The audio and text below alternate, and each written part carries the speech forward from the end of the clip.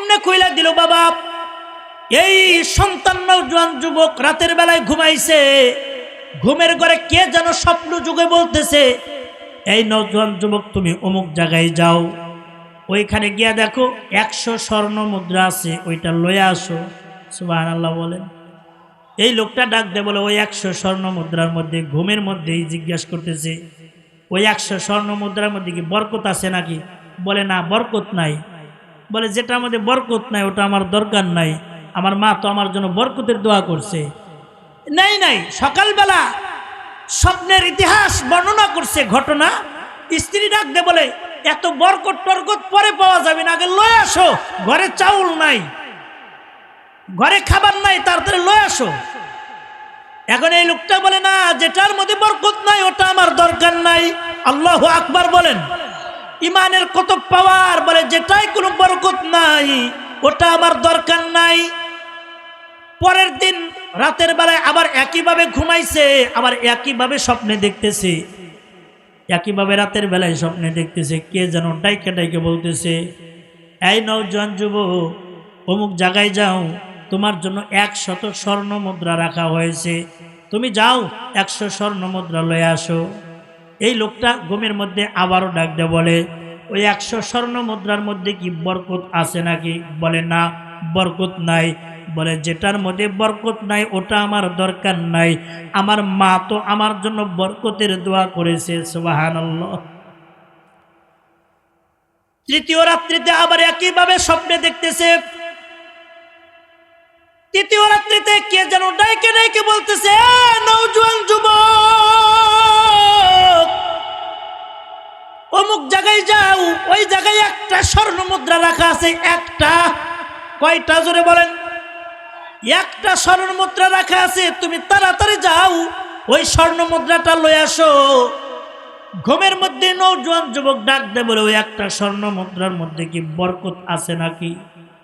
বলে হ্যাঁ, ওই 1টা স্বর্ণ মুদ্রার মধ্যে আল্লাহ তাআলা তোমার জন্য পর্যাপ্ত বরকত রাইখা দিয়েছে।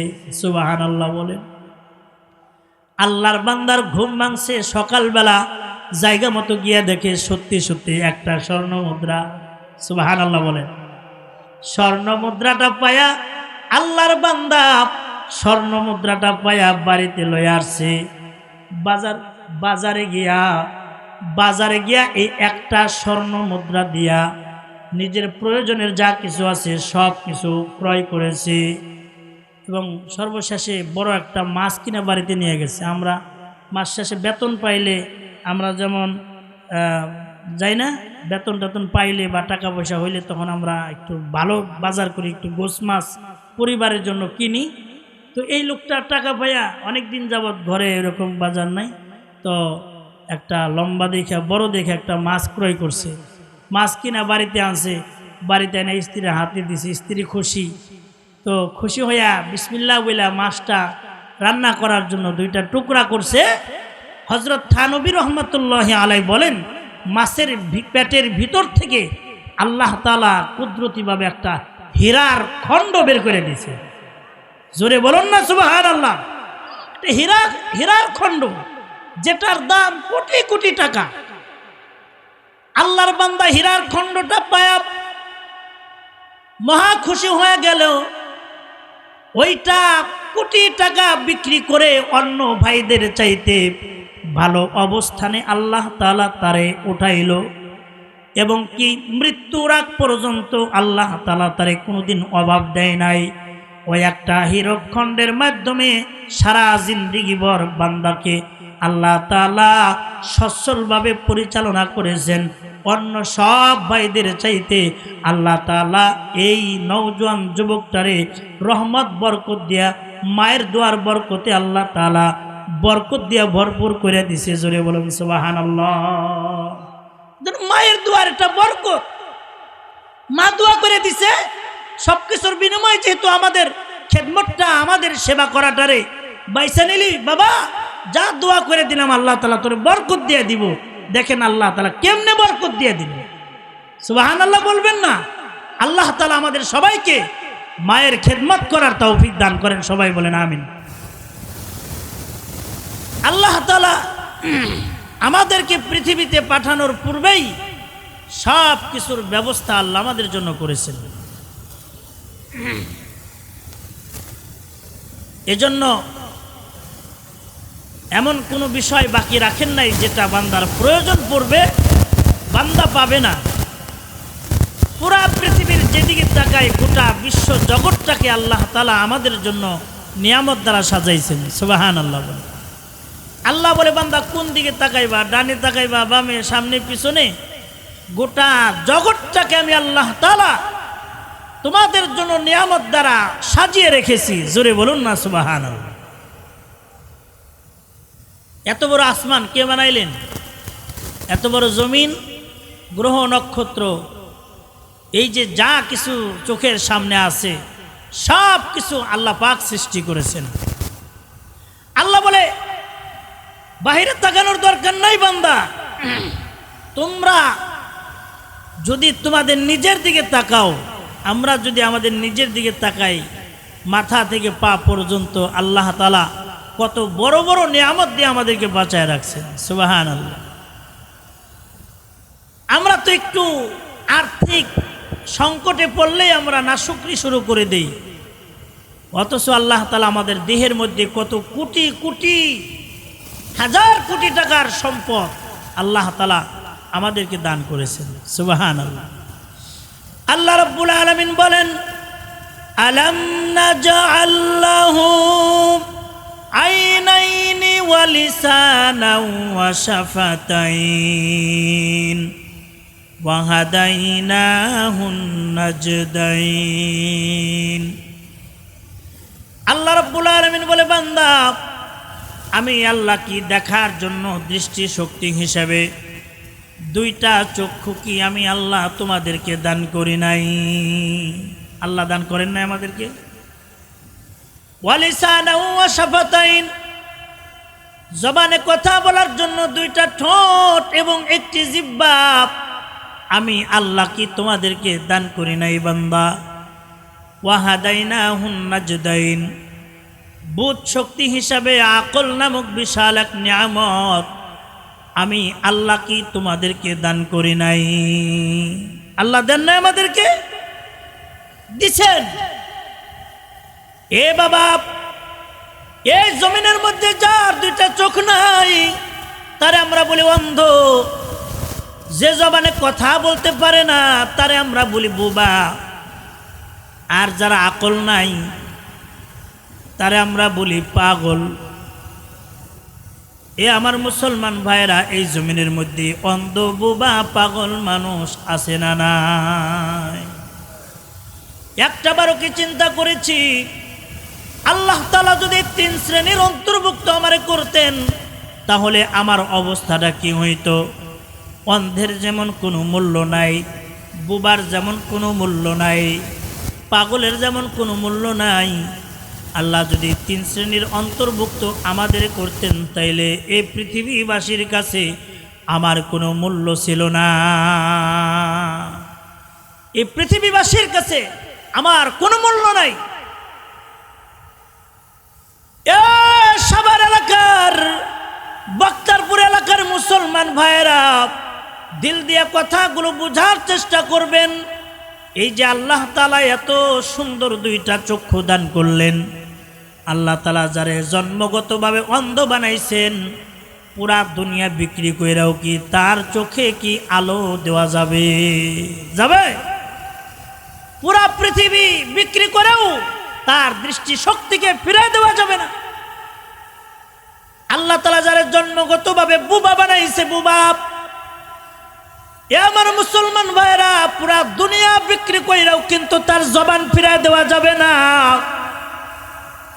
আল্লাহ তাআলা যারে জন্মগতভাবে পাগল বানাইছেন, এ বাবা পুরা দুনিয়া বিক্রি কইরাও কিন্তু তার মস্তিষ্ক, তার আকল কিন্তু ফিরে দেওয়া যাবে না। তাহলে বোঝা গেল আল্লাহ তাআলা এত বড় বড় নিয়ামত আমাদেরকে দান করেছেন, যা গোটা দুনিয়ার চাইতেও বড় দামি, কোটি কোটি হাজার কোটি টাকার চাইতেও মহামূল্যবান সম্পদ আল্লাহ তাআলা আমাদেরকে দান করেছেন। সুবহানাল্লাহ বলে। এজন্য সর্বহালতে ওই মালিকের প্রশংসা করা চাই। সর্ব অবস্থায় প্রশংসা করতে হবে কার? আর হুজুরে জবান খুলে বলেন কার? সুখে থাকলেও প্রশংসা করব কার? আবার দুঃখের সময় প্রশংসা করতে হবে কার? সুস্থ অবস্থায়, অসুস্থ অবস্থায়, সর্ব অবস্থায় প্রশংসা করতে হবে কার? আল্লাহ তাআলার প্রশংসা করতে হবে বাবা। আল্লাহ তাআলার যদি প্রশংসা করতে পারি তো আল্লাহ তাআলা আমাদের নিয়ামতকে বহু গুণে বাড়িয়ে দিবেন। সুবহানাল্লাহ। আল্লাহ তাআলা বলেন লা ইন শাকারতুম লাযীদান্নাকুম ওয়া লা ইন কাফারতুম ইন্না আযাবি লাশাদীদ। আল্লাহ তাআলা বলেন এত নিয়ামত দিয়েছি, নিয়ামত পাওয়ার পরে যারা নিয়ামতের কৃতজ্ঞতা স্বীকার করবে আমি আল্লাহ তাআলা তাদের নিয়ামতকে আরও বহু গুণে বাড়িয়ে দিব। জোরে বলুন সুবহানাল্লাহ। আর যদি নিয়ামতের নাশুকরি করা হয় আমি আল্লাহ তাআলা তার নিয়ামত শুধু ছিনিয়ে নেব তা নয়। আল্লাহ বলেন ইন্না আযাবি লাশাদীদ। আল্লাহ তাআলা তাদের জন্য কঠিন শাস্তির ব্যবস্থা করে রেখে দিয়েছেন। নাউজুবিল্লাহ বলেন। এজন্য বাবারা সর্বহালতে আল্লাহ তাআলার প্রশংসা করতে হবে। মুহতারাম হাজিরিন, আমি আজকের খুতবার শুরুতে একটি আয়াতে কারিমা তিলাওয়াত করেছি। এই আয়াতের আলোচনা বুঝতে হলে আগে পরিচয়টা জানার দরকার। বলেন কোরআনে কারিমের মধ্যে সর্বমোট পারার সংখ্যা আছে কয়টি? 30টি। বলেন, জবান খুলে বলেন কয়টি? 30টি। 30টি পারার মধ্য থেকে একেবারে 14তম পারা থেকে তিলাওয়াত করেছি। নাম্বার 2, কোরআনে কারিমের মধ্যে সূরার সংখ্যা আছে 114টি। কয়টি সূরা? 114টি। 114টি সূরার মধ্য থেকে কোরআনে কারিমের ধারাবাহিকতা অনুযায়ী 15 নং সূরা, সূরার নাম সূরাতুল হিজর, এই 15 নং সূরা থেকে তিলাওয়াত করেছি। নাম্বার 3, কোরআনে কারিমের এই সূরা হিজরের মধ্যে সর্বমোট আয়াত সংখ্যা হলো 99টি। আয়াত কয়টি বাবা? 99টি। রুকুর সংখ্যা আছে 6টি। 99টি আয়াত, 6টি রুকু বিশিষ্ট কোরআনে কারিমের ধারাবাহিকতা অনুযায়ী 15 নং সূরা সূরাতুল হিজরের 9 নম্বর আয়াতে কারিমা আমি আপনাদের খিদমতে তিলাওয়াত করেছি। এই আয়াতে কারিমার মধ্যে আল্লাহ তাআলা দুনিয়ার মানুষকে এমন একটা বিষয় জানিয়েছেন যেটা আল্লাহ তাআলা দুনিয়ার অন্য কোনো ব্যাপারে বলেন নাই। এমন কথা আল্লাহ এই আয়াতে বলেছেন। জোরে বলুন না সুবহানাল্লাহ। পুরা পৃথিবী সৃষ্টি করেছেন কে? জবান খুলে বলেন আল্লাহ। এই পুরা পৃথিবীর নিয়ন্ত্রণ, পুরা পৃথিবীটা তো আল্লাহ পাকের জিম্মায় আছেন, ঠিক না বে ঠিক? জোরে বলেন। কিন্তু আল্লাহ তাআলা নির্দিষ্টভাবে আলাদা করে বলেন নাই যে আসমান বানাইছে আমি আল্লাহ, আসমান হেফাজতের জিম্মাদারিও আমি আল্লাহর। চন্দ্র বানাইছে আমি আল্লাহ, চন্দ্র হেফাজতের জিম্মাদারি আমি আল্লাহ। সূর্য বানাইছে আমি আল্লাহ, সূর্য হেফাজতের জিম্মাদারি আমি আল্লাহ। পৃথিবী সৃষ্টি করেছি আমি আল্লাহ, এই পৃথিবী হেফাজত করার জিম্মাদারি আমি আল্লাহর। এই কথা আল্লাহ কোরআনে কারিমের মধ্যে খাসভাবে আলাদাভাবে বলেন নাই।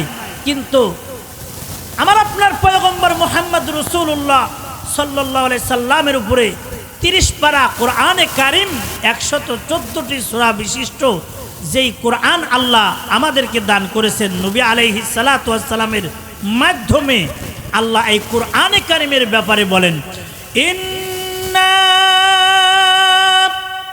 নাহনু নাযালনা যিকরা ওয়া ইন্না লাহু লাহাফিজুন। আল্লাহু আকবার।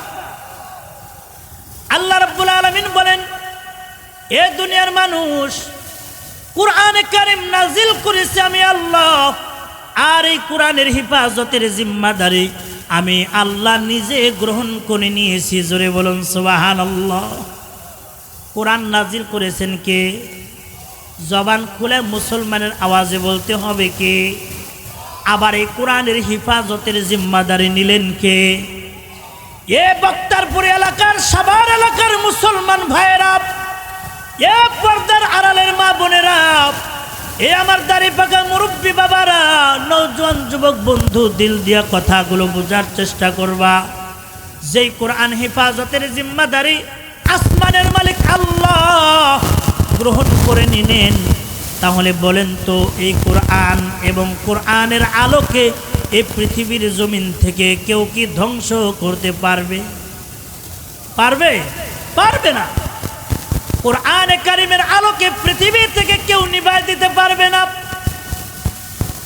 যত বড় শক্তি আসুক না কেন, যত বড় বড় ষড়যন্ত্র করুক না কেন, আল্লাহর এই জমিন থেকে, আল্লাহর কোরআনের আলোকে পৃথিবীর জমিন থেকে কেউ নিভাই দিতে পারবে না। ঠিক না বেঠিক জোরে বলেন? কেউ নিভাই দিতে পারবে না। যত যুগে যুগে আল্লাহর জমিন থেকে আল্লাহর কোরআনের আলোকে নিভিয়ে দেওয়ার জন্য যারা এই ষড়যন্ত্র করেছে, নিজেরা ধ্বংস হয়ে গেছে, আল্লাহর কোরআন কিন্তু ধ্বংস করতে পারে নাই। সুবহানাল্লাহ বলে, কেউ পারে নাই। আজ পর্যন্ত পৃথিবীর বিভিন্ন জায়গায়, বাংলাদেশেও কোরআনের বিরুদ্ধে, মুসলমানের সন্তান হওয়ার পরেও কোরআনের বিরুদ্ধে কথা বলে, ইসলামের বিরুদ্ধে কথা বলে, রাসূলের বিরুদ্ধে কথা বলে, আছে না নাই? আল্লাহর কোরআনের আলোকে পৃথিবীর জমিন থেকে নিভিয়ে দেওয়ার জন্য বহু ষড়যন্ত্র করে।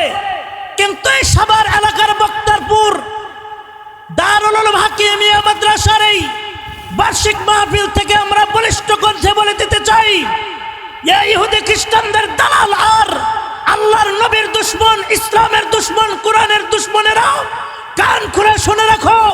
আল্লাহর জমিন থেকে যারা কোরআনকে নিভিয়ে দেওয়ার জন্য, কোরআনের মাদ্রাসাকে ধ্বংস করার জন্য যারাই ষড়যন্ত্র করবে, নিজেরা ধ্বংস হয়ে যাবে।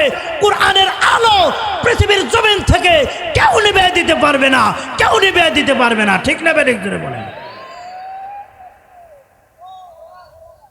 এজন্য বাবারা, কোরআনের আলো এই পৃথিবীর জমিন থেকে কেউ নিভিয়ে দিতে পারবে না, কারণ এই কোরআনের হেফাজতের জিম্মাদারি আল্লাহ গ্রহণ করেছেন। এজন্য বাবা, কোরআনে কারিম এমন একটা দামি কিতাব। আল্লাহ তাআলা যত আসমানি কিতাব নাজিল করেছেন, সব কিতাবগুলোকে কিতাবুল্লাহ বলা হয়। মুসা পয়গম্বর আলাইহিস সালাতু ওয়াস সালামের উপরে আল্লাহ তাআলা নাজিল করেছেন তাওরাত, এটা কিতাবুল্লাহ। দাউদ পয়গম্বর আলাইহিস সালাতু ওয়াস সালামের উপরে জবুর নাজিল করা হয়েছে, এটার নাম কিতাবুল্লাহ। ঈসা পয়গম্বর আলাইহিস সালাতু ওয়াস সালামের উপরে ইনজিল নাজিল করা হয়েছে, এটার নাম কিতাবুল্লাহ। কিন্তু আমার আপনার পয়গম্বর মুহাম্মাদুর রাসূলুল্লাহ সাল্লাল্লাহু আলাইহি ওয়াসাল্লামের উপরে যে কিতাব নাজিল করা হয়েছে, এটা শুধু কিতাবুল্লাহ নয়, এটার নাম হলো কালামুল্লাহ, আল্লাহর কথা। সুবহানাল্লাহ বলেন, এটা আল্লাহর কালাম। এটা শুধু কিতাবুল্লাহ নয়, এটা কালামুল্লাহ। কুরআনে কারীমকে কালামুল্লাহ বলা হয়েছে। এজন্যই তো আল্লাহর পয়গম্বর বলেন, যে ব্যক্তি কুরআনে কারীম তিলাওয়াত করলো, সে যেন স্বয়ং আসমানের মালিক আল্লাহর সাথে কথা বলল। জোরে বলুন সুবহানাল্লাহ। নবীজি বলেন, কুরআনে কারীম এত বরকতপূর্ণ একটা কিতাব, যে ব্যক্তি কুরআনে কারীমের একটি হরফ তিলাওয়াত করবে, সাথে সাথে তার আমলনামার মধ্যে 10টা নেকি জমা হয়ে যাবে। অনেকে আবার ফতোয়া দিয়ে বলে, কোরআন শরীফের অর্থ না বুঝে বললে কোনো লাভ নাই। না, এরা ভ্রান্ত। এটা মুসলমানকে কোরআন থেকে দূরে সরানোর একটা পায়তারা। স্পষ্ট হাদিসের কিতাবের মধ্যে নবীজির হাদিস, নবীজি বলেছেন, কোরআনে কারীমের অর্থ বুঝা পড়ুক, বুঝুক আর না বুঝুক, না বুঝা করলে 10 নেকি, কিন্তু বুঝা পড়লে কত নাকি হিসাব নাই। জোরে বলুন সুবহানাল্লাহ। এজন্য বাবা কোরআনে কারিমের তিলাওয়াত যে ব্যক্তি করলো সে যেন আল্লাহর সাথে কথা বলল। আর একটা হরফ তিলাওয়াত করার সাথে সাথে আমলনামার মধ্যে 10টা নেকি জমা করে দিবেন কে? এজন্য কোরআনে কারিম এটা বরকতময় একটি কিতাব। এজন্য বাবারা কোরআনে কারিমের সাথে মোহাব্বত রাখলে আল্লাহ তাআলা বান্দারে মোহাব্বত করেন। কোরআনের মাদ্রাসার সাথে সম্পর্ক রাখলে আল্লাহ তাআলা বান্দাকে ভালোবাসেন। কোরআনের আলেমদের সাথে সম্পর্ক রাখলে আল্লাহ তাআলা বান্দারে ভালোবাসেন। কোরআনের মাদ্রাসার সাথে কোরআনের আলেমদের সাথে কোরআনের সাথে সম্পর্ক রাখলে আল্লাহ তাআলা দাম বাড়ায় দেয়। আল্লাহ কত দাম বাড়ায় দিবে হিসাব নাই। আল্লাহ তাআলা তার প্রিয় বান্দা বান্দীদের তালিকাভুক্ত করে দিবেন। সুবহানাল্লাহ। এজন্য বাবারা সন্তানটারে যদি কোরআনে কারিমের তিলাওয়াত শিখায় যাইতে পারি, সন্তানটারে যদি কোরআনের হাফেজ বানাইতে পারি, সন্তানটারে যদি কোরআনের আলেম বানাইতে পারি, তাইলে দুনিয়াতেও কল্যাণ আখিরাতেও কল্যাণ। কারণ একজন হাফেজ আলেম সন্তান যখন বাবা মার মৃত্যুর পরে বাবার লাশটাকে সামনে নিয়ে মা লাশটাকে সামনে নিয়ে যখন জানাজা নামাজের মধ্যে দাঁড়ায় যাবে, জানাজা নামাজ পড়াবে তো ডান দিকে সালাম ফিরাবে, তো ওই হাফেজে কোরআন এবং আলেম ওই নেক সন্তানের মা বাবার জন্য জান্নাতের 8টা দরওয়াজা আল্লাহ তাআলা খুলে দিবেন। সুবহানাল্লাহ বলেন। আবার যখন বাম দিকে সালাম ফিরাবে ওই মাইয়াতের জন্য জাহান্নামের 7টা দরওয়াজা বন্ধ করে দেওয়া হবে। আল্লাহু আকবার বলেন। এজন্য বাবা সন্তানদেরকে মাদ্রাসায় পড়াইলে লস নাই, সন্তানদেরকে কোরআন শিখাইলে লস নাই, এতে লাভ আছে বাবা। কেমন লাভ? নবীজি বলেন তোমরা তো মরেই যাইবা। আমরা কিন্তু পৃথিবীর জমিনের মধ্যে কেউ চিরজীবন থাকতে পারবো না। আমাদের সবারই কিন্তু এক সময় মরতে হবে, ঠিক না বেঠিক? জোরে বলেন। মরণ থেকে কিন্তু আমরা কেউ পলায়ন করতে পারবো না।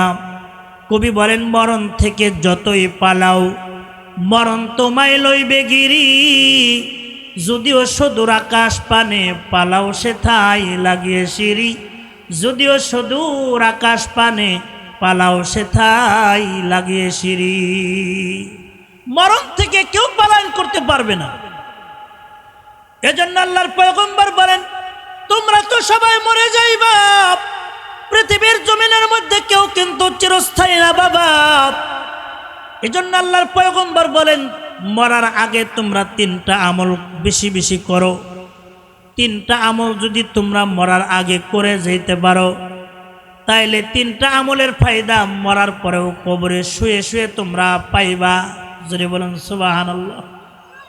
3টা আমলের উপকারিতা মরার পরেও পাওয়া যায়। আল্লাহর পয়গম্বর বলেন ইযা মাতাল ইনসান ইনকাতা আনহু আমালুহু ইল্লা মিন সালাসাতিন ইল্লা মিন সাদাকাতিন জারিয়াতিন আও ইলমিন ইউনতাফাউ বিহি আও ওয়ালাদিন সালিহিন ইয়াদউ লা।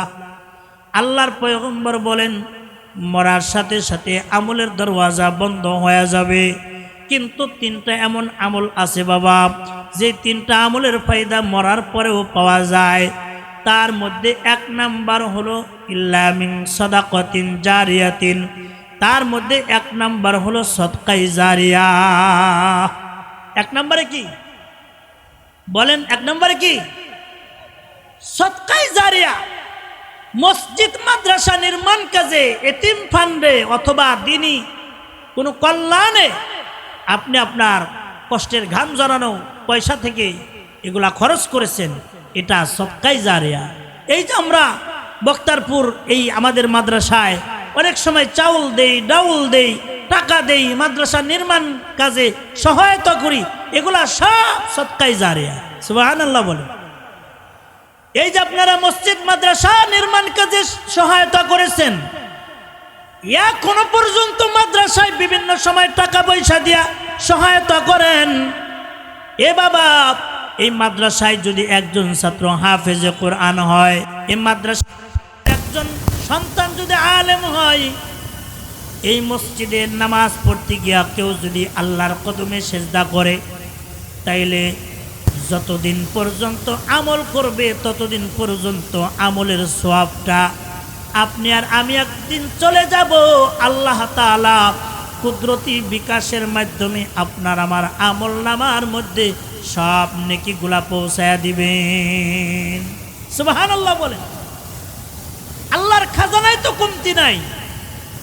এই মসজিদে এসে একজন নামাজ পড়বো, এই নামাজ কবুল হোক আর না হোক, একটা কবুল, এই যে লোকটা আল্লাহর কদমে সেজদা দিল, সেজদার সওয়াবটা অটোমেটিক সাথে সাথে সেকেন্ডের মধ্যে আপনার আমার আমলনামার মধ্যে পৌঁছায় যাবে। সুবহানাল্লাহ। এগুলা হলো সদকায়ে জারিয়া। 2 নম্বরে আল্লাহর পয়গম্বর বলেন আউ ইলমিন ইউনতাফাউ বিহি। 2 নম্বরে হলো উপকারী ইলম। কেউ যদি জমিনের মধ্যে উপকারী ইলম শিখে যায়, অর্থাৎ কোরআন এবং ইসলামের জ্ঞান যদি অর্জন করে, কোরআন যদি শিখে এবং অপরকে যদি শেখায়, এই উপকারী ইলমগুলা কিয়ামত পর্যন্ত মানুষ এর ফায়দা পেতে থাকবে। যেমন এই মাদ্রাসার মুহতামিম হযরত মাওলানা হাফেজ কারি মোহাম্মদ মনোয়ার হোসেন, উনি একজন আলেম হয়েছেন। ওনার মাধ্যমে কত দিনের বড় খেদমত হইতেছে। এই মাদ্রাসা থেকে শত শত সন্তান হাফেজে কোরআন হইতেছে, আলেম হইতেছে। যেমন আমিও কিন্তু আপনাদের এই মাদ্রাসায় হিফজখানায় হাফেজ হয়েছি, আলহামদুলিল্লাহ বলেন। এখন পুরা দুনিয়ায় আল্লাহ তাআলা আমার সফর করায়, আলহামদুলিল্লাহ। তা মুরব্বীদের দুয়ার বরকত, উস্তাদদের দুয়ার বরকত, এছাড়া অন্য কোনো বিষয় নয় বাবা। আমার মাধ্যমেও তো দিনের খেদমত হইতেছে। এই যে একজন উপকারী ইলম যদি কেউ শিখে এবং অপরকে শিখায় যায়, কিয়ামত পর্যন্ত ইলমের ধারাবাহিকতা চলতেই থাকবে। আর যার মাধ্যমে ইলমের উপকারিতা হইল, এই লোকটা মরার পরেও তার আমলনামার মধ্যে নেকিগুলা পৌঁছায়া যাবে। সুবহানাল্লাহ বলেন।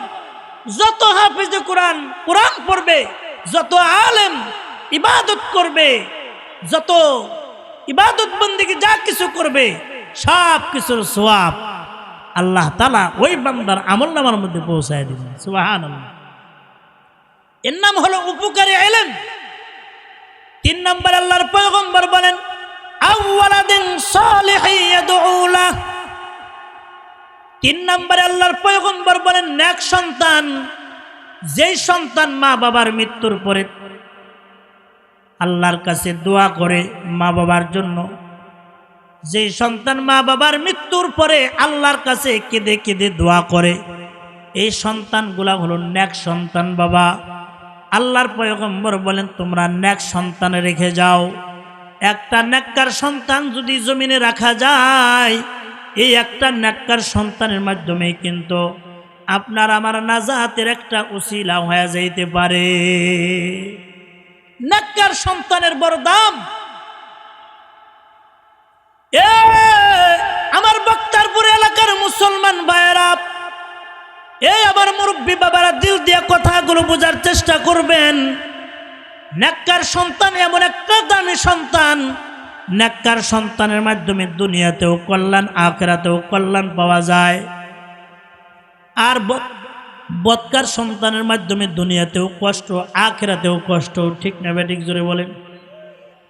নেককার সন্তানের মাধ্যমে দুনিয়া এবং আখিরাতে কল্যাণ। কারণ নেককার সন্তান কোনোদিন মা বাবার সাথে বেয়াদবি করে না। নেককার সন্তানগুলো কোনোদিন মুরব্বীদের সাথে খারাপ আচরণ করে না। নেককার সন্তানগুলো মা বাপ অসুস্থ হয়ে গেলে তাদের চিকিৎসার ব্যবস্থা করে। নেককার সন্তানগুলো মা বাবার মৃত্যু পর্যন্ত লালন পালন করে, তাদের ভরণ পোষণ করে, তাদের খোঁজ খবর নেয়, তাদের ভালোবাসে। এবং মরার পরেও কিন্তু এই সন্তানগুলো মা বাপরে ভুলে না। মরার পরেও নেককার সন্তানগুলো চোখের পানি ফেলে ফেলে আল্লাহর কাছে দোয়া করে, ওগো আসমানের মালিক আল্লাহ, আমার মা, আমার বাবা আমার ছোট্টবেলায় যেমনি স্নেহের কুলে মায়া মমতা দিয়া ভালোবাসা দিয়া আমাদেরকে লালন পালন করেছে, ওগো আল্লাহ আমার মা বাবা কবরে শুয়ে আছে, আল্লাহ তুমি তাদের রহমতের কুলে লালন পালন করিও। এভাবে নেককার সন্তানগুলো আল্লাহর কাছে দোয়া করতে থাকে। নেককার সন্তানগুলো আল্লাহর কাছে দোয়া করে, মৃত্যু পর্যন্ত মা বাবার খোঁজ খবর নাই, কোনোদিন বেয়াদবি করে না, মা বাপকে কষ্ট দেয় না। পক্ষান্তরে বদকার সন্তানগুলার কথা কি বলবো আর, মাঝে মাঝে পেপার পত্রিকা খুললেই দেখা যায় ছেলের হাতে বাবা খুন হয়েছে, মা খুন হয়েছে, ঠিক কিনা? পেপার পত্রিকা ফেসবুক ইন্টারনেট খুললেই দেখা যায় সন্তানের হাতে বাবার ইন্তিকাল, বাবা খুন হয়েছে, মা খুন হয়েছে। সামান্য নেশার টাকার জন্য বাড়িতে গিয়ে বাবার কলার ধরে মাকে মারতে যায়, বাড়িতে ভাঙচুর করে, বেয়াদবি করে। মা বাবার খেদমত করা তো দূরের কথা, উল্টা খারাপ আচরণ করে। এমন সন্তান জমিনের মধ্যে আছে না নাই? এজন্য বাবা এইগুলা হলো বদকার সন্তানের গুণ। আর নেককার পরহেজগার সন্তানের গুণ হলো তারা কোনোদিন মা বাবার সাথে খারাপ ব্যবহার করবে না। এজন্য সন্তানগুলাদেরকে নেক সন্তান বানানোর মেহনত করা। সন্তানগুলা যদি নেককার হইতে পারে, সন্তানটা যদি ভালো হয়ে যায়, তাইলে দেখবেন ওই মা বাবার সুখের কোনো সীমা নাই, মা বাবার কোনো কষ্ট নাই, মা বাবার শুধু শান্তি আর শান্তি। কারণ সন্তানটা নেককার সন্তান, সন্তানটা মা বাবার বাধ্য সন্তান, ঠিক নেবে ঠিক জোরে বলেন।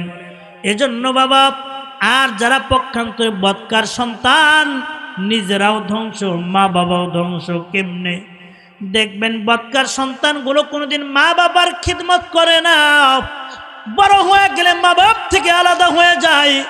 আর মা বাবার কোনো সেবা যত্ন করা তো দূরের কথা, অসুস্থ হয়ে গেলে তাদের চিকিৎসাও করে না, অসুস্থ হয়ে গেলে তাদের দেখে না, তাদের খাওয়ায় না, পড়ায় না, উল্টা মা বাবার সাথে খারাপ ব্যবহার করে। এ বাবা, যারা এই জমিনের মধ্যে মা বাবার সাথে খারাপ আচরণ করবে, দেখবেন মা বাপ যদি কষ্ট পায়, যদি সন্তানের জন্য বদদোয়া দিয়া দেয়, তাইলে দেখবেন মরার আগের দিন হলেও আল্লাহ তাআলা মা বাবার বদদোয়ার এই গজব দিয়া বান্দারে ধ্বংস করে দিবে। নাউজুবিল্লাহ বলে। মা বাপ যদি কোনো সন্তানের জন্য দোয়া করে, এটা ভালো দোয়া হোক অথবা মন্দ দোয়া হোক, তো সাথে সাথে আল্লাহ তাআলা কবুল করে নেয়, সাথে সাথে কবুল হয়ে যায়। কেমনে কবুল হয়ে যায়? আল্লাহর পয়গম্বর বলেন, 3 ব্যক্তির দোয়া করতে দেরি হয়, কবুল হইতে দেরি হয় না। সুবহানাল্লাহ বলেন। কয় ব্যক্তির দোয়া? জোরে বলেন, সবাই আওয়াজ করে বলেন, কয় ব্যক্তির দোয়া? সবাই আঙ্গুল দেখায় বলেন, কয় ব্যক্তির দোয়া? 3 ব্যক্তির দোয়া করতে দেরি হয় বাবা, কিন্তু কবুল হইতে দেরি হয় না। 3 ব্যক্তির মধ্যে 1 নাম্বার হলো মুসাফির। যে ব্যক্তি আল্লাহর রাস্তায় সফর করতেছে, মুসাফির দোয়া করতে দেরি হয়, আল্লাহ কবুল করতে দেরি করে না। 2 নম্বরে মজলুম, জুলুমের শিকার হয়া কেউ যদি আল্লাহর কাছে দিল থেকে যদি বদদোয়া দিয়া ফেলে, মজলুমের দোয়া সাথে সাথে আল্লাহ তাআলা কবুল করে নেন। 3 নম্বরে হলো মা বাবা যদি সন্তানের জন্য দোয়া করে, দোয়া করতে দেরি হয়, আল্লাহ তাআলা কবুল করতে দেরি করে না। সুবহানাল্লাহ বলেন। দোয়া করতে দেরি হয়, কবুল করতে দেরি করে না। দোয়া করার সাথে সাথে আল্লাহ তাআলা কবুল করে নেন। এজন্য খবরদার, মা বাবার সাথে কোনোদিন খারাপ ব্যবহার করা যাবে না। কেউ যদি মা বাবার সাথে খারাপ আচরণ করে, আর যদি মা বাপ কষ্ট পায়, যদি আল্লাহর কাছে যদি বদদোয়া দেয়া ফেলে, তাইলে দেখবেন ওই বদদোয়া আসমানি গজব দিয়ে আল্লাহ তাআলা ওই সন্তানের ধ্বংস করে দিবে। নাউজুবিল্লাহ বলেন। এ বাবা, একটা ইতিহাস আমি আপনাদেরকে শোনায় যাই। মা বাবা বদদোয়া করলে যে এটা কার্যকর হয়ে যায়, বাস্তব একটা ঘটে যাওয়া ইতিহাস আমি আপনাদের সামনে এখন উল্লেখ করব, মা বাবা যদি দোয়া করে ভালো দোয়া করলেও আল্লাহ তাআলা কবুল করেন, আবার বদ দোয়া করলেও বদ দোয়ার আসর বান্দার উপরে লাইগা যায়। এ বাবা খুব দিল দেয়া কথাগুলো বোঝার চেষ্টা করবেন। এক নওজোয়ান যুবক মসজিদে আসছে নামাজ পড়ার জন্য। কি করার জন্য আসছে জোরে বলেন, আর জোরে বলেন। নামাজ পড়ার জন্য আসছে। নামাজ পড়তেছে কিন্তু চাদর গায়ে দিয়া নামাজ পড়তেছে। পুরুষের নামাজের নিয়ম হলো বাবা, চাদর গায়ে দেওয়া থাকলেও যদি কোনো ওজর না থাকে, চাদরের ভিতর থেকে হাত বের কইরা তারপরে কান পর্যন্ত হাত উঠায়া আল্লাহু আকবার বলে হাত বাঁধা, এটা হলো সুন্নত তরিকা। আর মহিলাদের নামাজের নিয়ম হলো মহিলারা হিজাবের ভিতর থেকে হাত বের করবে না, হিজাবের ভিতর থেকে হাত বাঁধবে। এটা হলো মহিলাদের নামাজের নিয়ম। কিন্তু নওজোয়ান যুবক মহিলাদের মতো চাদরের ভিতর থেকে হাত বের করে না, সুন্নতের খেলাফ নামাজ পড়তেছে। ইমাম সাহেব যখন বারবার দেখলেন লোকটা সুন্নতের খেলাফ করে, নামাজ শেষ করার পরে ইমাম সাহেব নওজোয়ান যুবকরে ডাকলেন। নওজোয়ান যুবকরে ডাকিয়া বলে, এই নওজোয়ান যুবক, লম্বা সময় তুমি নামাজ পড়তেছো আমি দেখলাম, কিন্তু তুমি চাদরের ভিতর থেকে হাত বের করো না কেন? এটা তো সুন্নতের খেলাফ, এটা তো সুন্নত নয়। এবার নওজোয়ান যুবক ডাক দে বলে, হুজুর, আমি যদি চাদরের ভিতর থেকে হাত বের করি আপনারা কেউ মসজিদের মধ্যে নামাজ পড়তে পারবেন না।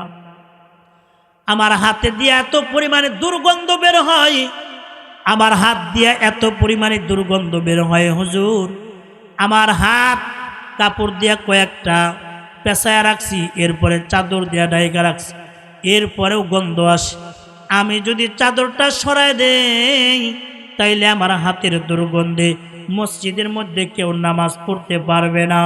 এজন্য আমি চাদরের ভিতর থেকে হাত বাঁধি। ইমাম সাহেব নওজোয়ান যুবকটারে ডাক দেয় বলে, যুবক রে, তোমার হাত দিয়া দুর্গন্ধ বের হয় কেন, কি হয়েছে? ডাক দেয় বলে, হুজুর, আমার এই হাত দিয়া দুর্গন্ধ বের হয়, আমার হাতটা পচে গেছে, আমার হাতের মধ্যে পছন্দ হইরা গেছে, আমার হাতের মধ্যে কিরা দইরা গেছে হুজুর, আমার হাত দিয়া শুধু দুর্গন্ধ বের হয়। ইমাম সাহেব ডাক দে বলে, তাইলে তুমি তোমার হাতের চিকিৎসা করো না কেন? নওজোয়ান যুবক চোখের পানি ছেড়ে দিয়া কান দিয়া ডাক দে বলে, হুজুর, এমন কোন চিকিৎসা নাই, আমি আমার হাতের চিকিৎসা করি নাই, এমন কোন ডাক্তার নাই, এমন কোন ওষুধ নাই, ব্যবহার করি নাই, কিন্তু কোনো ওষুধেই আমার হাত ভালো হয় না। অনেক চিকিৎসা করেছে কিন্তু আমার হাত ভালো হয় না। ইমাম সাহেব ডাক দে বলে, যুবক, বাংলাদেশের চিকিৎসায় যদি তোমার হাত ভালো না হয় তাইলে তুমি ইন্ডিয়া চলে যাও, আমেরিকায় চলে যাও, লন্ডন চলে যাও, সিঙ্গাপুর চলে যাও, ভালো ভালো উন্নত দেশে উন্নত চিকিৎসার ব্যবস্থা আছে, তুমি ওই জায়গায় গিয়া চিকিৎসা গ্রহণ করো, তাইলে তোমার হাত ভালো হয়ে যাবে। দেখেন না, সাধারণ পাও ভেঙে যায়, পঙ্গু হসপিটালে গেলে হাড্ডির দুইটা ভাগ হয়ে গেছে, এরপরও হাড্ডির জোড়া লাগায় ফেলে, ঠিক কিনা? জোড়া লাগে না? একেবারে মোটর সাইকেল অ্যাক্সিডেন্ট হয়ে একবারে হাড্ডির দুই ভাগ হয়ে গেছে, এরপরেও দেখবেন ওইটা জোড়া লেগে যায়। সাধারণ বাংলাদেশের নর্মাল দেশের নর্মাল চিকিৎসায় যদি হাড্ডি জোড়া লেগে যাইতে পারে, তাহলে বাহির কান্ট্রিতে উন্নত চিকিৎসার ব্যবস্থা আছে। ইমাম সাহেব ডাক দেবেন, তুমি বাহির কান্ট্রিতে চলে যাও, তুমি উন্নত চিকিৎসার ব্যবস্থা করো, তোমার হাত অবশ্যই ভালো হবে। এবার নওজোয়ান যুবক চোখের পানি ছেড়ে দিয়া কান্দে আর ডাক দে বলে, হুজুর, না না না, আমি কোনো দেশে যাব না, পৃথিবীর কোনো চিকিৎসায় আমার হাত ভালো হবে না, পৃথিবীর কোনো চিকিৎসায় আমার হাত ভালো হবে না। ইমাম সাহেব ডাক দে বলে, যুবক, তুমি কেমনে বুঝলা তোমার হাত ভালো হবে না? নওজোয়ান যুবক এবার চোখের পানি ছেড়ে দিয়া কান্দে আর ডাক দে বলে, হুজুর, আমার এই হাতের মধ্যে আমার মার বদদুয়া লেগে গেছে, আমার এই হাতের মধ্যে আমার মার বদদুয়া লাগছে হুজুর, আমার এই হাত কিন্তু আর কোনোদিন ভালো হবে না। আমার হাতের মধ্যে আমার মার বদদোয়া লেগে গেছে। ইমাম সাহেব ডাক দে বলে, যুবক রে, কেমনে তোমার মার বদদোয়া লাগলো? এবার নওজোয়ান যুবক ডাক দে বলে, হুজুর, আমার জন্মের কিছুদিন পরে আমার আব্বা দুনিয়া থেকে বিদায় হয়ে গেল। আমার আব্বা বিদায় হয়ে গেলে আমার মা আমারে বাবার আদর মায়ের আদর একসাথে দেয়া বড় করেছে। আমারে কোনোদিন কষ্ট বুঝতে দেয় নাই হুজুর, আমারে অনেক কষ্ট করে লালন পালন করেছে। বক্তারপুর এলাকার মুসলমান ভাই, এ পর্দার আড়ালের মা বোনেরা, এই আমার দাড়ি পাকা মুরব্বী বাবারা, এই জমিনের মধ্যে প্রত্যেকটা মা বাবাই কিন্তু তার সন্তানটার জীবনের সবচাইতে বেশি ভালোবাসে। নিজের জীবনের চাইতেও মা বাপ তার সন্তানরে বেশি ভালোবাসে। ঠিক না বেঠিক? জোরে বলেন। সন্তান অসুস্থ হয়ে গেলে মা বাপ পাগল হয়ে যায়, খুব পেরেশান হয়ে যায়। কোন ডাক্তারের কাছে নিলে কলিজার টুকরা সন্তানটা ভালো হবে, কোন কবিরাজের কাছে নিলে ভালো হবে, কোন হসপিটালে নিলে ভালো হবে। মা বাপ পেরেশান হয়ে যায়, মার চোখে ঘুম ধরে না, সারা রাত মা সন্তানের পাহারাদারি করে, মাঝে মাঝে কপাল মুছিয়ে দেয়, আর গভীর রাত্রে আসলটা বিছাইয়া আল্লাহরে ডাক দে বলে, আল্লাহ, প্রয়োজনে আমার কলিজার টুকরার অসুখ আমারে দিয়া দাও। আয় আল্লাহ, আমার সন্তানটারে আল্লাহ তুমি সুস্থ করে দাও। মা বাপ এইভাবে কিন্তু সন্তানের জন্য দোয়া করে। নওজোয়ান যুবক ডাক দে বলে, হুজুর, আমার মা আমার মায়ের আদর বাবার আদর একসাথে দিয়া বড় করেছে। আমারে মা লেখাপড়া করাইছে।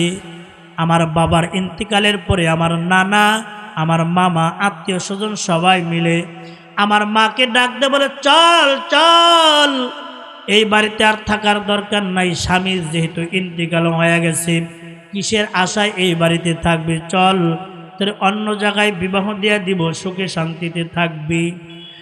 হুজুর, আমার মা ওই দিন চোখের পানি ফেলে ফেলে কান্না করে করে আমার নানা আর আমার মামা আত্মীয় স্বজনদেরকে ডাক দে বলে, ভাই রে, ও বাবা, আমি কোথাও যাব না। আমি যদি বিবাহ বসি, আমার এই কলিজা, আমার সুখের কোনো সীমা থাকবে না। কিন্তু আমি যদি বিবাহ বসি, আমার এই কলিজার টুকরা সন্তানের দুঃখের কোনো সীমা থাকবে না। মানুষের লাথি কোথা খেয়ে বড় হবে, মানুষ হতে পারবে না। সন্তানের চেহারার দিকে তাকাইয়া আমি জীবন কাটায় দিব। প্রয়োজনে মানুষের বাড়িতে বাড়িতে কাজ করে সংসার চালাবো, কিন্তু সন্তানটারে কোনোদিন কষ্ট করতে দেব না। জোরে বলুন সুবহানাল্লাহ। নওজোয়ান যুবক চোখের পানি ছেড়ে দিয়ে ডাক দে বলে, হুজুর, আমার মা আবার এত কষ্ট কইরা বড় করেছে, আমার লেখাপড়া করে বড় অফিসার বানাইছে, আমি বড় চাকরিজীবী হুজুর, আমি লেখাপড়া কইরা বড় শিক্ষিত হয়েছি, কিন্তু মানুষ হইতে পারি নাই। আমি এমন একটা বিবাহ করেছি, আমার স্ত্রী মডার্ন যুগের স্ত্রী। আমার স্ত্রী আমার মায়ের খেদমত করতে চায় না, আমার মাকে দাম দেয় না, আমার মাকে মূল্যায়ন করে না, কিন্তু সামনে সামনে খুব ভালো দেখায়, কিন্তু দিল থেকে চায় না। আমার স্ত্রী আমার মার খেদমত করাটারে বোঝা মনে করে। সবার এলাকার মুসলমান, এ বক্তারপুর এলাকার যুবক ভাই, এই আমার পর্দার আড়ালের মা বোনেরা, এই আমার মুরব্বী বাবারা, দিল দিয়ে কথাগুলো বোঝার চেষ্টা করবেন। বহু সংসার এমন আছে যেই সংসারগুলোতে এবার ছেলের বউরা তার শ্বশুর শাশুড়িকে খেদমত করতে চায় না, খেদমত করাটারে বোঝা মনে করে, তাদের খাওয়ানো পরানো ভরণ পোষণ করাটারে বোঝা মনে করে। এমন সন্তান আছে না নাই? এ বাবা, দিল দিয়ে কথাগুলো বোঝার চেষ্টা করবেন। ঠিক তদ্রুপভাবে নওজোয়ান যুবক চোখের পানি ছেড়ে দিয়ে ডাক দে বলে, হুজুর, আমার স্ত্রী আমার মাকে দেখতে পারে না, কিন্তু উপরে উপরে ভালো দেখায়, কিন্তু আমার মার ব্যাপারে আমার এমন বদনাম আর এমন বদগুমানি আমার কান পড়া এমনভাবে দিয়েছে, এক পর্যায়ে আমি অমানুষ হয়ে গেলাম হুজুর। রাগে রাগান্বিত হইয়া ফায়ার হইয়া আমি আমার মাকে উত্তেজিত হয়ে মারার জন্য গেলাম। এক পর্যায়ে মারার জন্য গিয়া কেমনে যেন আমি আমার মার গায়ে হাত তুলে ফেললাম। হুজুর, আমি আমার মার গায়ে আমার এই হাত দিয়ে একটা থাপ্পড় মেরে দিল। আমি আমার মার মুখের মধ্যে একটা থাপ্পড় মেরে দিয়েছি হুজুর। আমার মা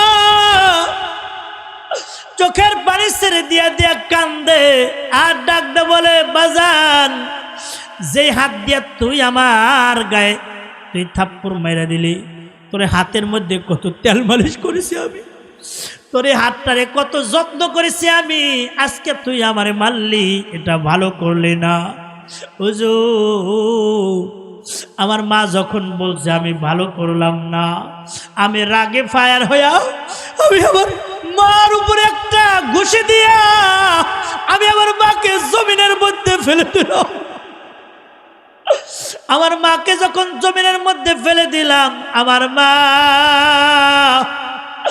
জমিনের মধ্যে পইরা গড়াগড়ি কইরা কইরা কাঁদবে আর ডাকতে বলে, সন্তান, তোর চেহারার দিকে তাকাইয়া, তোর মুখের দিকে তাকাইয়া, তোর সুখ শান্তির দিকে তাকাইয়া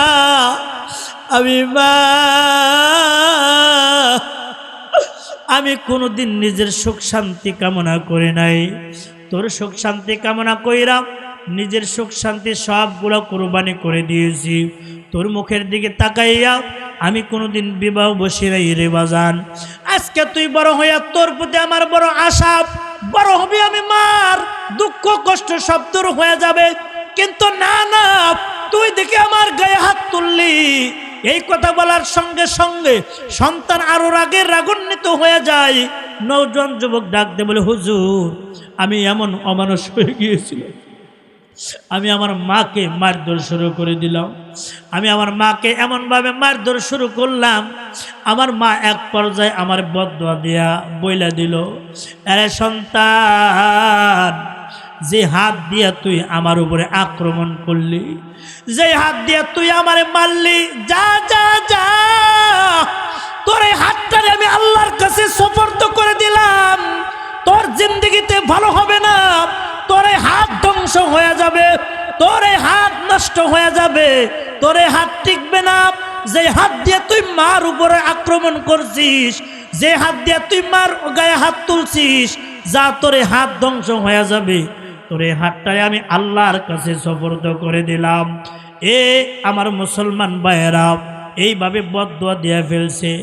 নওজোয়ান যুবক চোখের পানি ছেড়ে দিয়া দিয়া কান্দে আর ডাকতে বলে, হুজুর, কিছুদিন পরে আমার মা দুনিয়া থেকে বিদায় হয়ে গেল।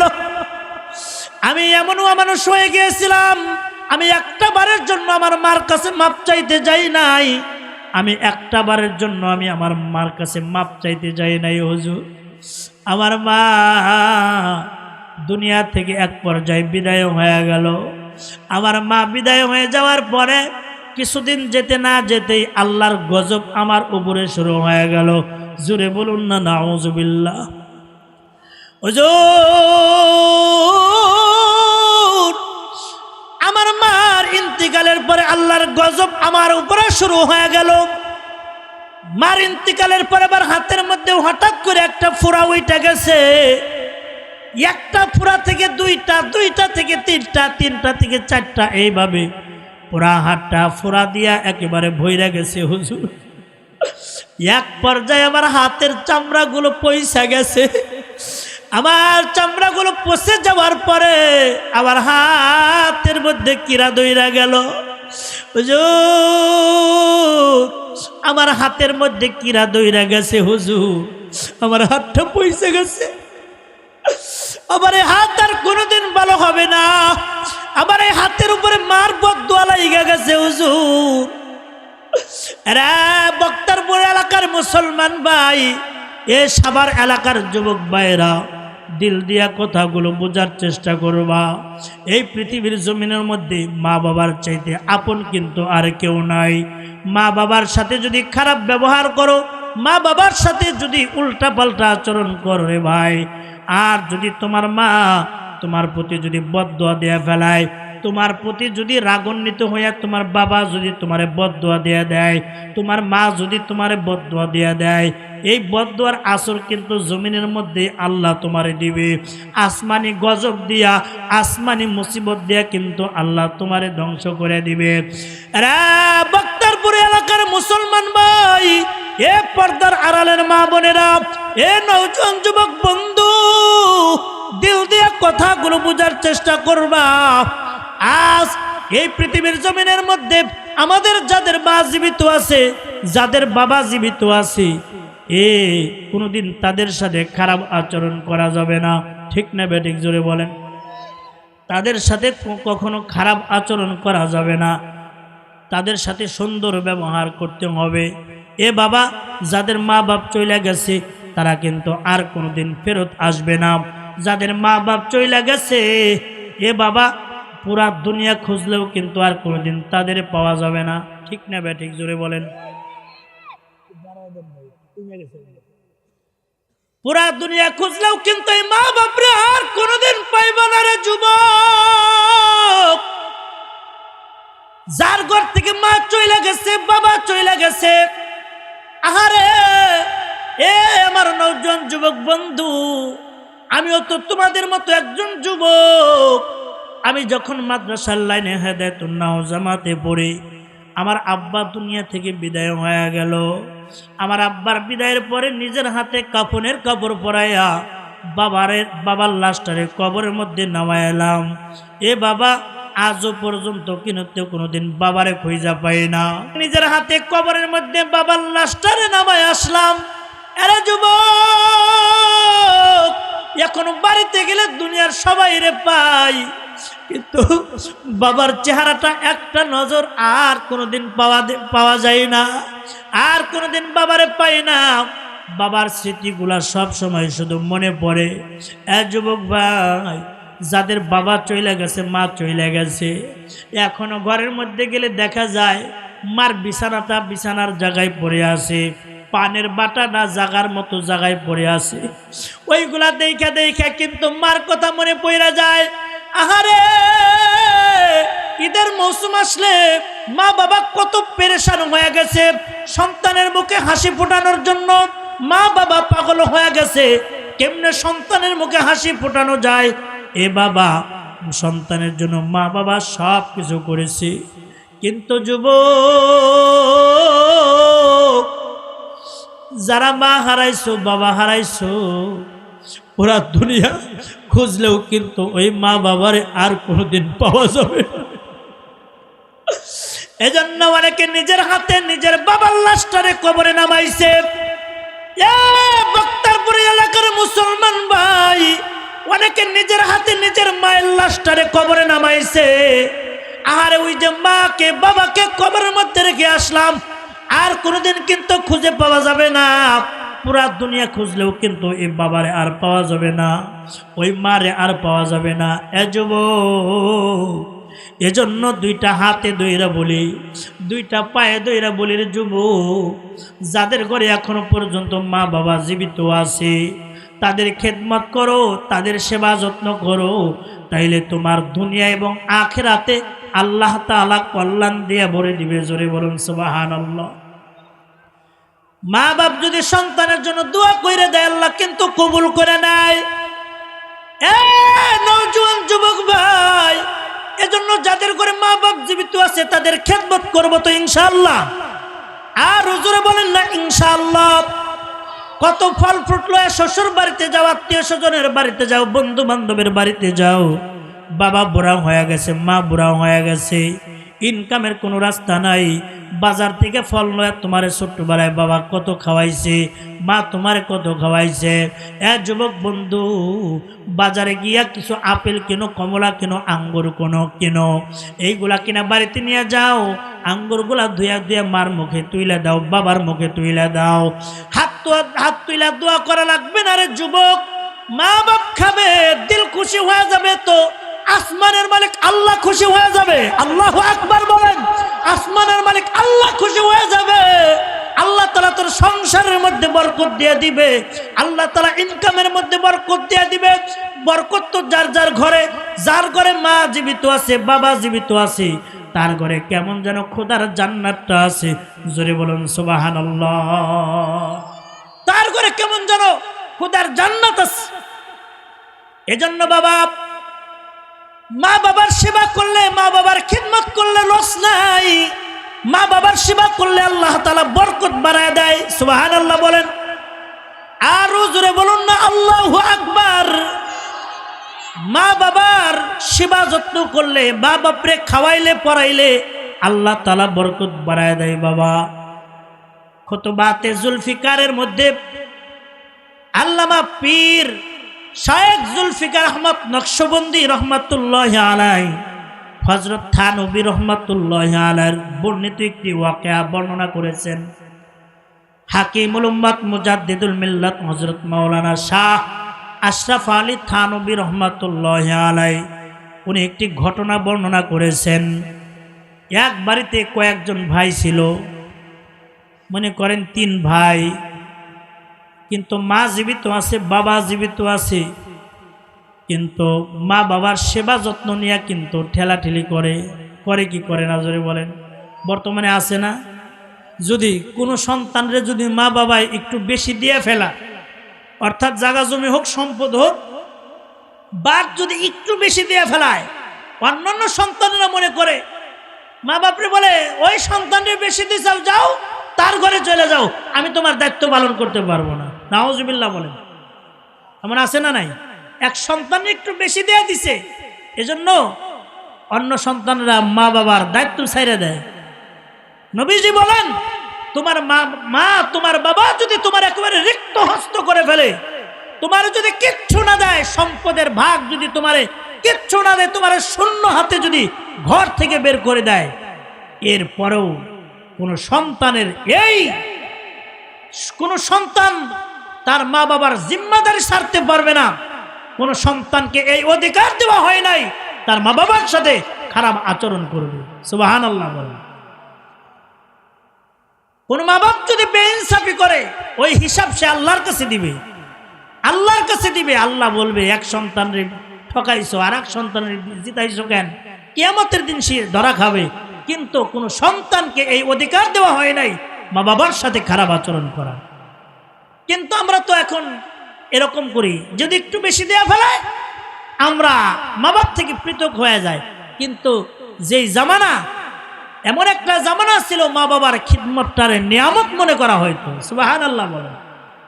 হযরত থানবী রহমাতুল্লাহি আলাইহি বলেন যে এক বাড়িতে 3 ভাই, এই 3 ভাইয়ের মধ্যে এক ভাই যখন মা বাপ নিয়ে ঠেলাঠেলি করে, এক ভাই বলে, আমি মা বাবার দায়িত্ব গ্রহণ করে নিলাম, আমি মা বাপরে মৃত্যু পর্যন্ত আমার কাছে রাখবো। জোরে বলুন সুবহানাল্লাহ। হযরত থানবী রহমাতুল্লাহি আলাইহি বলেন যে এই সন্তান নিজের যে বাবার সম্পত্তির ভাগ আছে, এই ভাগগুলা অন্য ভাইদেরকে দিয়া মা বাপরে নিজের কাছে নিয়ে নিছে। প্রয়োজনে আমার যে ভাগের যে সম্পদ আছে, এই ভাগটা তোমাদেরকে দিয়ে দিলাম, মা বাপরে তোমরা আমার কাছে দিয়ে দাও। সুবহানাল্লাহ বলেন। এই নওজোয়ান যুবক মৃত্যু পর্যন্ত মা বাবার খিদমত করেছে, সেবা করেছে, অসুস্থ হইলে চিকিৎসা করেছে।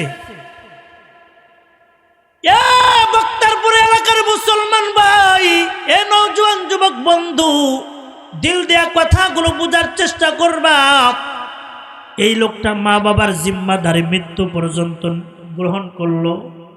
মা বাবায় মৃত্যুর আগে দোয়া করে দিছে, যা তুই নিজের সম্পদের বিনিময়ে আমাদেরকে গ্রহণ করলি, যারে বাবা যা, আমি মা তোর জন্য দোয়া করে দিলাম, আল্লাহ তোরে বরকত দিয়ে দিব। সুবহানাল্লাহ বলে, বরকত দিয়ে দিব। অথচ এই লোকটা কিন্তু ঘরে চাউল নাই, মা বলছে বরকত দিয়ে দিব। মা বাবার ইন্তিকালের পরে আল্লাহ তাআলা বরকতের আসমানি বরকতের দরওয়াজা এই সন্তানের জন্য খুলে দিছে। সুবহানাল্লাহ বলে।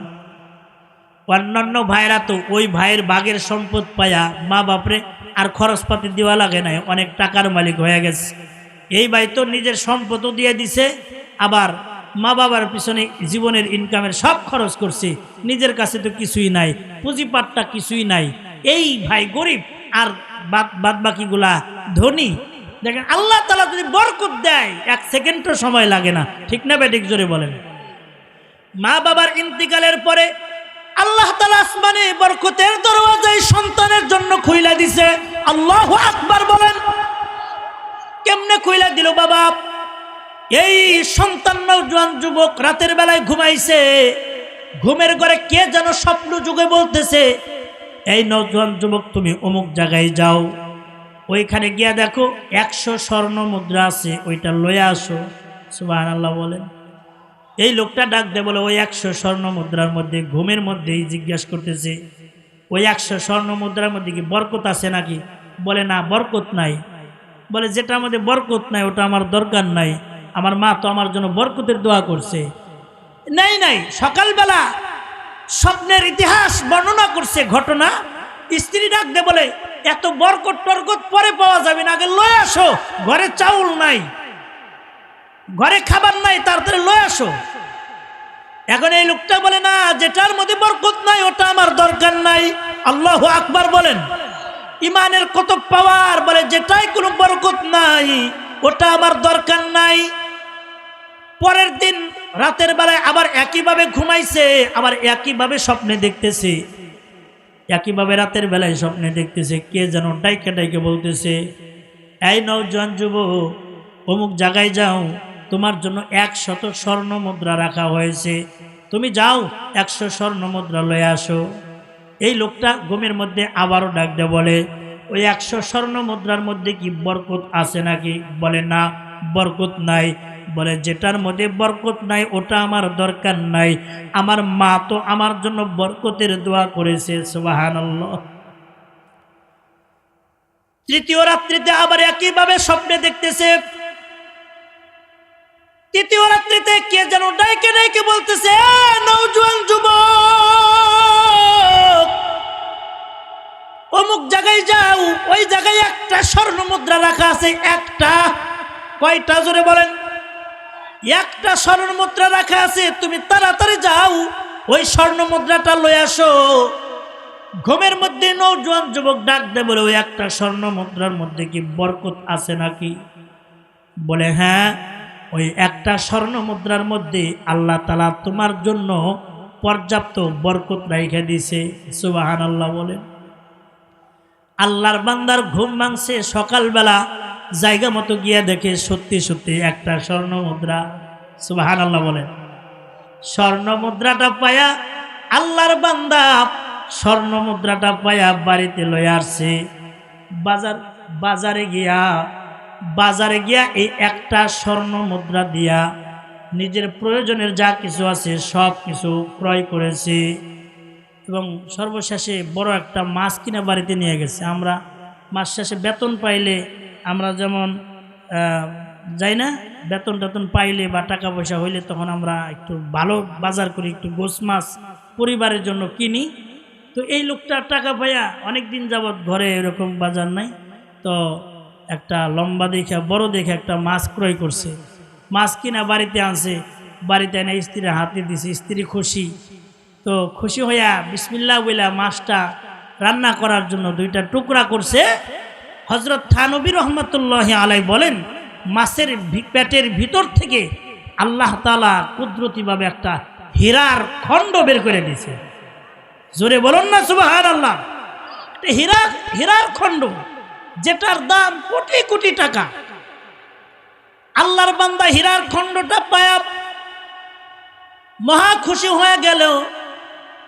ওইটা কোটি টাকা বিক্রি করে অন্য ভাইদের চাইতে ভালো অবস্থানে আল্লাহ তাআলা তারে উঠাইল এবং কি মৃত্যুর আগ পর্যন্ত আল্লাহ তাআলা তারে কোনোদিন অভাব দেয় নাই। ওই একটা হীরকখণ্ডের মাধ্যমে সারা জিন্দেগিভর বান্দাকে আল্লাহ তাআলা সচ্ছলভাবে পরিচালনা করেছেন।